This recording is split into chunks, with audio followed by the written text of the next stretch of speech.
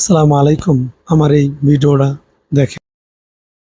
এবারের ঈদুল আজহায় বাংলাদেশের ছাত্র রাজনীতি ও ক্যাম্পাস সংস্কৃতিতে সম্পূর্ণ এক নজিরবিহীন ও ঐতিহাসিক ঘটনা ঘটে গেছে, যা পুরো দেশের মানুষকে রীতিমতো তাক লাগিয়ে দিয়েছে। ধর্মীয় উৎসবের চিরাচরিত গণ্ডি পেরিয়ে এবার বিশ্ববিদ্যালয় ক্যাম্পাসগুলোতে এক অনন্য সম্প্রীতির মেলবন্ধন তৈরি করেছে ইসলামী ছাত্র শিবির। এবারের ঈদে সবচেয়ে আলোচিত এবং চমকপ্রদ যে বিষয়টি সবার নজর কেড়েছে তা হল ক্যাম্পাসগুলোতে অবস্থানরত সনাতন ধর্মাবলম্বী বা হিন্দু শিক্ষার্থীদের মন জয় করে নিয়েছে এই সংগঠনটি।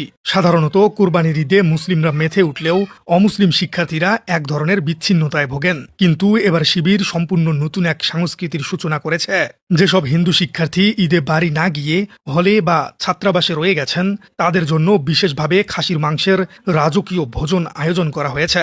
একটি ইসলামী ছাত্র সংগঠনের পক্ষ থেকে অমুসলিম শিক্ষার্থীদের ধর্মীয় অনুভূতি এবং খাদ্যাভ্যাসকে সম্মান জানিয়ে এমন ব্যতিক্রমধর্মী উদ্যোগ নেওয়া বাংলাদেশের ইতিহাসে এটাই প্রথম। পর্যবেক্ষকরা মনে করছেন এটি কেবল একটি আয়োজন নয়, বরং দেশের রাজনৈতিক ও সামাজিক ইতিহাসে এক নতুন যুগের সূচনা করেছে, যা দীর্ঘদিনের চেনা মেরুকরণকে পুরোপুরি বদলে দিতে সক্ষম।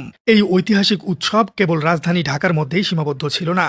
এবার দেশের প্রায় প্রতিটি বড় বড় পাবলিক বিশ্ববিদ্যালয়ে টানা ৩ দিন ধরে শিক্ষার্থীদের নিয়ে এক বিশাল জৌলুসপূর্ণ কর্মযজ্ঞ চালিয়েছে ছাত্র শিবির। ঢাকা বিশ্ববিদ্যালয়, রাজশাহী বিশ্ববিদ্যালয়, জগন্নাথ বিশ্ববিদ্যালয়,